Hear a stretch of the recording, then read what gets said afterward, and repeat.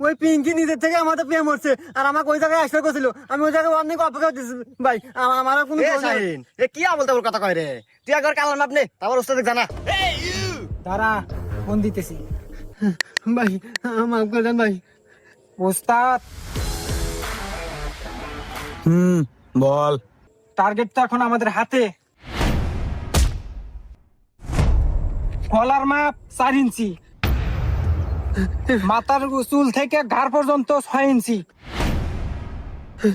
মাথার গোলাকার 13 ইঞ্চি। ভাই ঠিক আছে, মাল জায়গা মতো নিয়ে যা। ওকে ওস্তাদ, আমরা মাল আন্ডারগ্রাউন্ডে নিয়ে রেডি করতেছি, আপনি আসেন। ওকে, আই এম কামিং।